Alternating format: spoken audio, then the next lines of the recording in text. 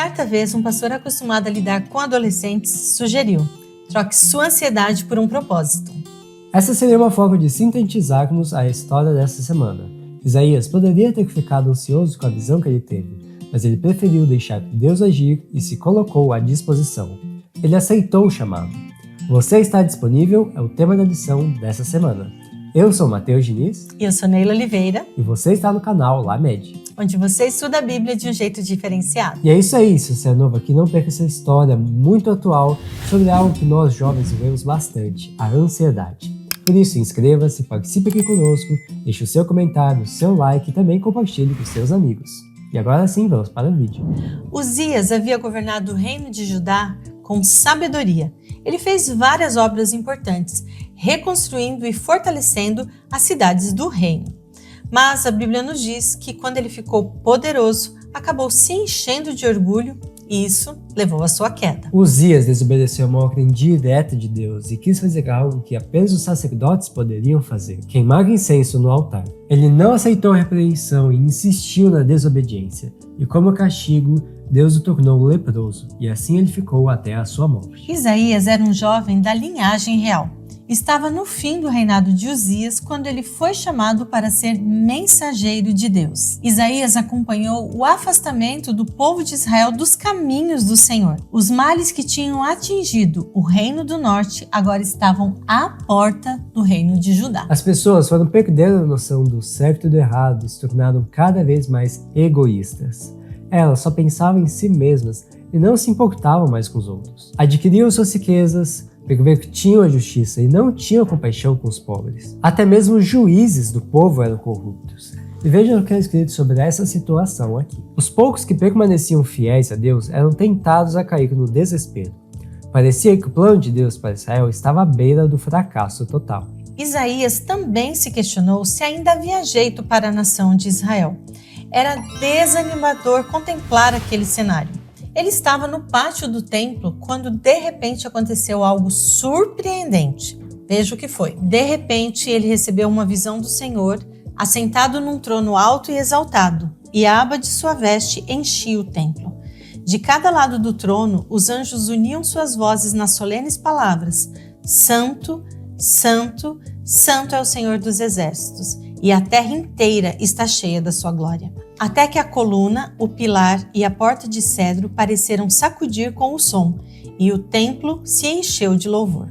Já imaginou isso? O texto bíblico nos diz que as vozes faziam o templo tremer até o seu alicerce e que todo o lugar estava cheio de fumaça. Diante da grandiosidade dessa cena, Isaías achou que ele seria destruído. A santidade de Deus fez com que Isaías se visse como o ser humano realmente é diante de um Deus tão grande e santo. Ele se sentiu indigno, com lábios impuros. Mas então algo ainda mais incrível aconteceu. Veja o que Isaías diz. Um dos serafins voou em minha direção, trazendo uma brasa ardente que ele havia tirado do altar com uma tenaz. Tocou meus lábios com a brasa e disse: Veja, essa brasa tocou seus lábios. Sua culpa foi removida e seus pecados foram perdoados. Isaías ficou tão impactado que, ao ouvir a pergunta: quem enviarei como mensageiro a este povo? Quem irá por nós? Ele respondeu imediatamente: Eu, por favor, me envia, me deixe que eu vá. E assim, Deus transmitiu a Isaías a mensagem que ele deveria entregar ao povo. O dever do profeta era claro: ele deveria erguer a voz contra os males que dominavam a nação. A situação era crítica, mas Isaías teve a garantia de que tudo terminaria bem. Deus não abandonaria seu povo para sempre. Muito pelo contrário, quando eles se voltassem para ele, ele estaria pronto para recebê-los. E o mais bonito nessa história é que Isaías aceitou esse chamado sendo apenas um jovem, mas um jovem que decidiu, aceitou trocar a sua ansiedade por um propósito. A vida dos profetas não era fácil.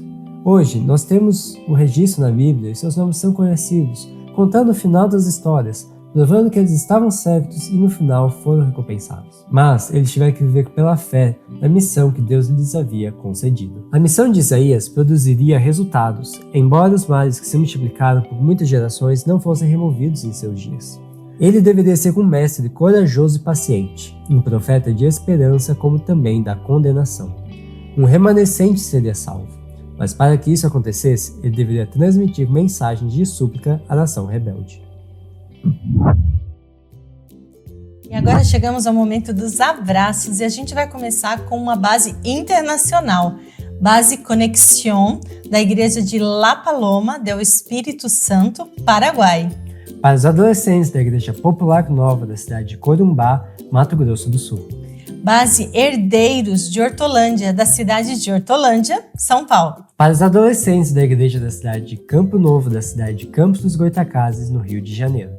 Base Geração Forte e Corajosa, da Igreja de Fátima, da cidade de Belém, Pará. Para os adolescentes da Igreja do Alphaville da cidade de Manaus, Amazonas. Base Brilho Celeste, da Igreja de Cambéua, da cidade de Igarapé-Miri, Pará.